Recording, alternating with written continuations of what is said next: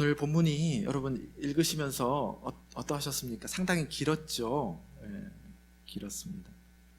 그래도 참 좋죠. 원래 설교는 제가 이렇게 설교할 때 그 설교 말씀이 메인이 아닙니다. 본문 말씀이 메인입니다. 그래서 여러분들 점점 신앙이 성숙하면 성숙할수록 이게 주객이 바뀌어야 돼요. 설교 말씀이 아니고 본문을 딱 읽었을 때 하나님이 나에게 말씀하시는 그 메시지가 확 온 존재로 다가와요. 그래서 제가 설교 끝나고 설교를 기억하고 가지 마시고 본문을 읽고 설교를 하니까 설교를 기억하고 가. 예화를 제가 예화를 그렇게 가급적이면 많이 안 쓰는데 설교를 기억하고 가지 마시고 본문을 기억하고 가라 라는 의미에서 우리가 본문을 한 번 더 읽어드리잖아요. 이 긴 본문 또 한 번 읽어드릴 겁니다. 그 본문을 가지고 설교를 보조장치로 양념으로 추가하시면서 이거를 주재료로 여러분 일주일 동안 계속 하나님하고 대화하셔야 됩니다.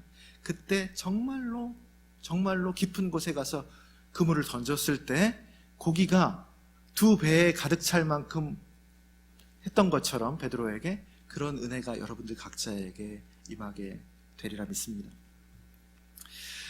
이게 사순절 넷째 주일에 주어진 교회력 본문입니다.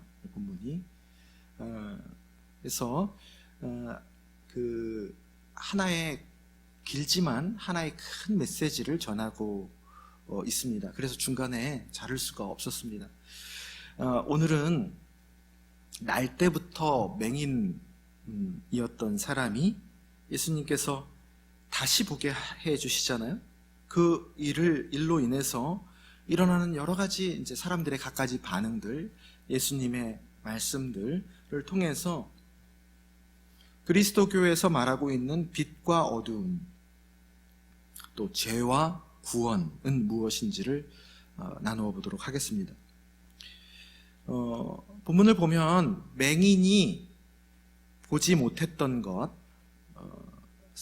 그 사실에 대해서, 그리고 이제 예수님 통해서 맹인이 보게 되잖아요. 이제는 맹인이 보게 되었는데 그 보게 된 것에 대해서 예수님과 사람들의 반응이 여러분들 읽어보시니까 좀 어떻습니까? 그 하나의 사실이잖아요. 이 원래 맹인이었어, 날 때부터. 그랬다가 예수님 만나고 눈을 떴어요. 이게 그냥 사실이잖아요. 이 사실을 가지고 참 관점이 이리도 다를까. 천지 차이로 많이 다른 것을 볼 수 있습니다. 첫 번째, 맹인으로 난 것이 누구의 죄냐 물어보잖아요. 부모의 죄냐 아니면 당사자의 죄냐라고 물어봅니다. 이 말은 그냥 어찌 보면 되게 궁금해서 묻는 것 같지만 사실은 그들이 갖고 있는 믿음을 지금까지 갖고 있었던 프레임을 얘기하는 겁니다. 정상이 아니면, 우리가 사람이 생각하기에 정상이 아니면 그것은 죄로 인한 것이다. 뭐 잘못해서 그런 것이다. 잘못해서 장애가 있는 것이다. 근데 누구 잘못이야? 부모의 잘못이야? 아니면은 날 때부터 했으니까 부모의 잘못이야? 아니면 자기 죄 때문이야? 라고 죄라는 것을 전제하고 잘못해서 장애가 눈이 멀었다. 그렇게 장애아로 태어났다. 라는 것을 설정해 놓고 그 안에서 물어보는 겁니다. 그 프레임 안에서 세상과 사람을 보는 것을 말하고 있습니다. 근데 예수님은 뭐라고 말씀하시죠? 그 틀을 확 깨버려요. 죄로 인한 것이 아니다. 누구의 잘못 때문에 이 아이가 맹인으로 태어난 것이 아니고 뭐라고 말씀하시죠? 어떻게 보면 엄청난 말이에요. 하나님이 하시는 일을 나타내고자 함이라고 말합니다. 하나의 사실을 놓고 하나는 추악한 죄의 결과로 보는 것이고 하나는 하나님을 나타내는 영광의 통로라고 보는 겁니다. 하나의 사실을 가지고 완전히 빛과 어두움으로 완전히 갈리는 거죠. 맹인이 이제 다시 보게 돼서, 예수님으로 인해서 다시 보게 된 그 놀라운 일에 대해서도 일단 눈이 띄어진 당사자가 그 사람인가? 그 날 때부터 맹인된 사람이었나? 라는 그 사람인 줄도 모릅니다. 8절 이하를 보면 자기들끼리 막 논쟁하는 장면이 나와요. 그 사실에 대해서. 우리랑 같이 거린이었던 사람인데 아유 저 사람 아니야. 눈 뜬 사람 저 사람 아니야. 비슷하게 생겼으나 그 사람 아니야. 근데 비슷한 것 같기도 하고 그러면서 이제 막 자기들끼리 사실 확정도 못합니다. 보아도 맹인이 아닌데도 불구하고 시력이 아주 좋은데도 불구하고 제대로 보지를 못합니다. 사실조차도. 본문이 매우 길지만 계속 패턴들이 있습니다. 사람들의 반응을 보면 계속 그런 무지와 어리석음으로 우왕좌왕, 마치 이렇게 객관적으로 제3자의 입장에서 보면 참 횡설수설 하는 코미디 같은 모습을 보여줍니다. 바리새인들에게 그 고침받은 맹인을 보여줬더니 16절에 보면 안식일에 그 눈뜨게 해준 치유의 사건을 행했기 때문에 죄를 지은 사람이다. 그 치유를 해줬다는 것에 방점을 찍지 않고 안식일의 치유의 행위를 율법을 어겼다는 것에 방점을 찍습니다. 그렇기 때문에 죄를 지은 그 사람인데 그 사람이 행한 역사, 그 사람이 행한 기적은 그래서 무효다라고 바리새인들이 어거지를 피는 거예요. 자기들끼리 이제 막 논의를 하고 24절 이하에 보면 그 치유받은 사람을 불러다가 또 추궁까지 합니다. 그 눈뜨게 해준 사람이 죄인이라고 말하라고, 죄인 아니겠냐고. 그래서 그걸 인정하라고 하고 만약에 그걸 인정하고 난 다음에 하나님께 영광을 돌리라고 강요까지 합니다. 그렇게 그 사람이 안식일에 네 눈을 뜨게 해줬기 때문에 네가 해준 거는 죄인의 역사고 그건 무효고 라는 것을 고백하는 것이 하나님께 영광을 돌리는 것이라고 하나님도 왜곡하면서 바리새인들은 해석을 합니다. 그러니까 맹인이 뭐라고 말해요? 나는 그런 거 잘 모르겠고 어쨌든 나는 지금 사실은 내가 경험한 사실은 못 보게 되었다가 지금 보고 있다는 그것은 명확한 사실이다. 그 말을 듣고 28절에 바리새인들이 막 화를 내요. 막 욕을 하고 그러면서 모세 편, 예수 편, 네 편, 내 편을 가리고 맹인이 자신들이 그동안 그렇게 가르쳐왔던 가르침에 근거한 말에 이러한 순간에는 바리새인들 지도자들인데 대답하지 못합니다 라는 얘기를 하니까 도리어 화들짝 놀라면서 죄인인 주제에 우리를 가르치려 하냐고 결국 그 사람을 쫓아내어 보냅니다. 이 일련의 모습을 봤을 때 참 바리새인들의 모습이 참 어떻게 보면 참 어리석고 코미디 같다는 생각을 우리는 하게 됩니다. 여러분, 성경이 말하고 있는 어두움과 빛, 죄와 구원은 여러 가지로 표현할 수 있겠으나 진실을 보는가 아니면 보지 못하는가로 표현할 수 있습니다. 성경의 대부분의 맥락이 사실은 보는 문제입니다. 바라봄의 문제죠. 진실을 보는가 아니면 보지 못하는가. 그것이 어두움에 있는가 아니면 빛 가운데 있는가. 우리가 죄 속에 있는가 아니면 구원을 얻었는가의 아주 중요한 표현인 겁니다. 요한복음은 특히나 그것을 부각시키고 있습니다. 빛과 어두움의 서신이거든요. 근데 요한복음에서 자주 이 얘기가 나옵니다. 보는가 보지 못하는가. 지난주 사마리아 여인 본문도 그러했잖아요. 아는가 알지 못한가. 예수님을 비로소 나중에야 봅니다. 그 전에는 물 보고 예수님이 가지고 있는 능력을 보고 그러다가 예수님 그분 자체를 볼 수 있는 능력을 가지게 된 것이 요한복음 4장의 본문이었죠. 오늘 본문은 더 직접적으로 이 보는 문제에 대해서 보는 문제와 빛, 구원에 대해서 직접적으로 연결시켜서 다루고 있습니다.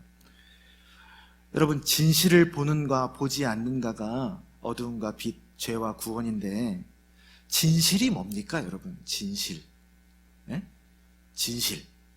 우리가 생각하는 사실입니까? 네? 진실이 뭡니까, 도대체? 진실은 진리죠. 참입니다. 진실은 하나님의 현실이다 라고 말합니다. 하나님의 현실인 거예요. 우리의 눈에 보이든 보이지 않든 하나님이 돌리고 있는 실제라는 얘기입니다. 우리의 눈에 보이지 않아서 사실이 아닐 수도 있어요. 그런데 하나님의 입장에서 보기에 현실입니다. 그분이 돌리고 있는 실제라는 얘기입니다. 그것을 보는 자, 하나님의 현실을 믿는 자, 그리고 그것에 기반하여서 판단하고 행동하는 사람이 빛으로 건져냄을 받은 사람이다. 그렇지 않으면 설령 맹인이 아닐지라도 보아도 보지 못하고 들어도 듣지 못하는 맹인이다. 눈 떴는데 소경이다. 눈 뜬 소경이다 라고 성경은 보고 있습니다. 오늘 교회력 병행 본문이 3개가 있습니다. 이 요한복음 9장 1절에서 41절 아니라 3본문이 더 있는데 같은 주제로 연결되어 있습니다.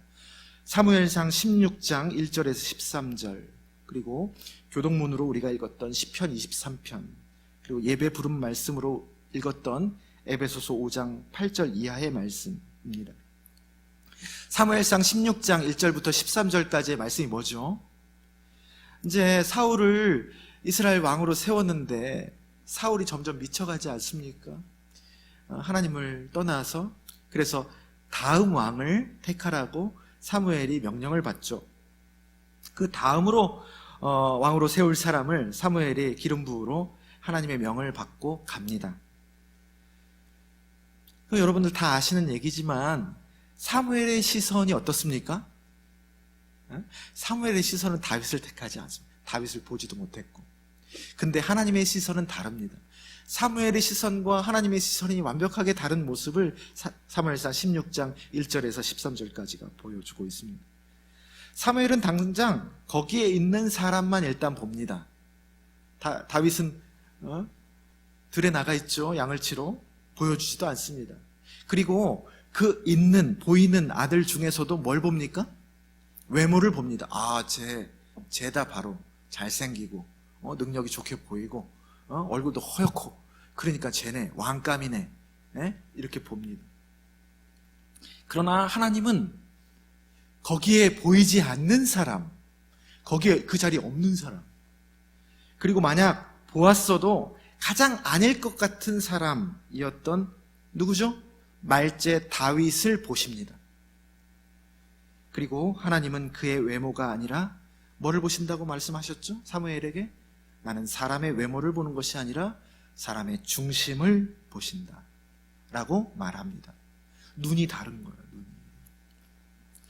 근데 여러분, 이런 본문을 읽으면 한편으로는 우리가 충격이기도 하고 한편으로는 위로가 됩니다. 왜냐하면 다른 사람도 아니고 사무엘이 그렇지 않습니까? 사무엘이요. 야곱 같은 사람도 있지만 사무엘은 엄친아 같은 선지자예요. 모든 사람이 존경하는 영적 지도자였습니다. 그런 사람 사무엘이 하나님의 시선에 비하면 지극히 인간적인 시선을 갖고 있는 거예요. 가만 보면 엘리야, 이사야, 에스겔, 예레미야, 하박국 같은 걸출한 예언자들 아닙니까? 그 사람들도 이러한 인간적인 무지와 어리석은 시선으로 실망하고 또 좌절하고 차라리 죽는 게 나을 거라고 그렇게 하늘을 향해서 삿대질까지 하고 그러다가 마침내 하나님의 시선으로 하나님이 여전히 돌리신 하나님의 그 현실을 보고 다시 힘내서 부르심을 꿋꿋이 해나가고 아름다운 찬양까지 올리는 삶을 살아가는 것이 예언자들의 삶입니다. 오늘도 무지하고 어리석은 판단을 보여준 사람들이 누굽니까? 그 맹인, 이 눈뜨게 된 사실을 가지고 누구죠? 예수님의 제자들, 예수님과 계속 같이 다녔던 예수님의 제자들도 그 맹인에 대해서 무지하고 어리석은 판단을 내립니다. 누구보다도 하나님의 열심이었던 종교 지도자들이었던 바리새인들도 더 그렇죠. 어렸을 적부터 낳고 양육하면서 제일 그 맹인 자식을 알고 있다는 부모도 그러합니다. 그리고 아픔을 함께 하던 동병상련들, 그 거린 동료들도 알아보지를 못해요. 우린 마스크를 쓰고라도 사람을 알아보는데 알아보지를 못합니다. 예상 밖의 변화기 때문입니다. 그렇게 다 소위 나름 잘 알고 있다는 사람들이 여러분, 우리가 세상을 살다 보면 사실 잘 모르는 경우가 참 많이 있습니다. 보아도 보지 못하고 들어도 듣지 못하는 그런 경우들이 참 많이 있습니다. 우리 권사님 기도하실 때도 우리가 그냥 그것만 보는 거예요. 그냥 우리가 생각한 대로 보기 때문에 서로가 막 갈등이 일어나고 오해하고, 사실 그 중에 진짜인 사실도 있죠. 근데 그보다 더 우리가 그렇게 안다고 하지만 잘 알지 못하는 경우들이 참 많이 있습니다.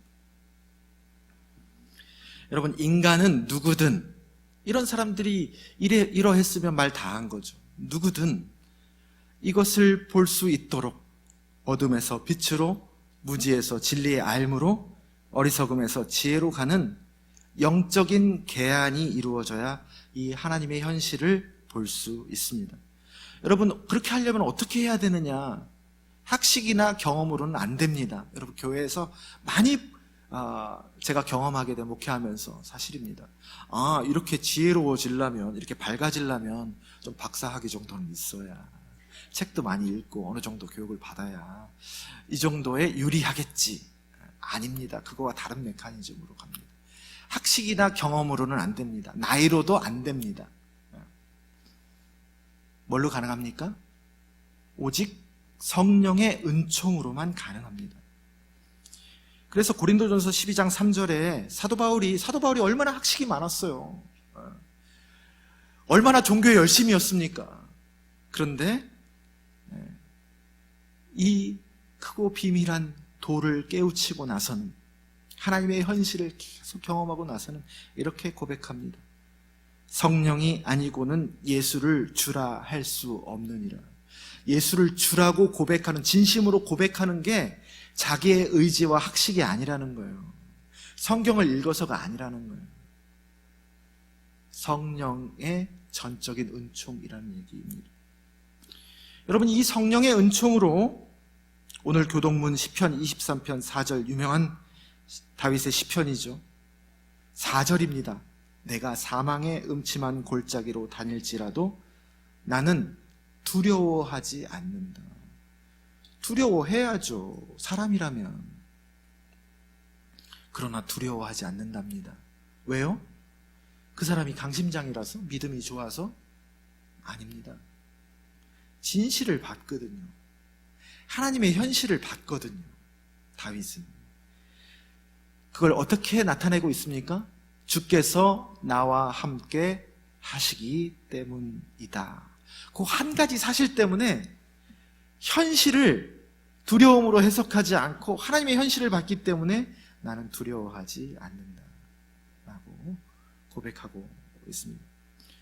광야 한복판에서 내가 꼭 죽을 것 같을 때 오르락 내리락 하면서 역동적으로 계시는 그 하나님의 현실, 실제를 보고 그곳이 인생에서 가장 거룩한 집 베델이 되었다라는 야곱의 고백처럼, 겉모습이 아무리 사망의 음침한 골짜기이지만, 그래서 아무리 학식이 많고 돈이 많고 경험이 많아도 어느 정도까지는 교양을 나타내면서 우리가 아닌 척 할 수 있겠지만, 결정적인 순간에 인간이라면 그 상황을 두려워할 수밖에 없지만, 하나님이 함께 하시는 그 현실을 본 사람은 그것이 주 품 안에 있는 가장 안전하고 평화로운 공간으로 바뀌게 되는 것입니다.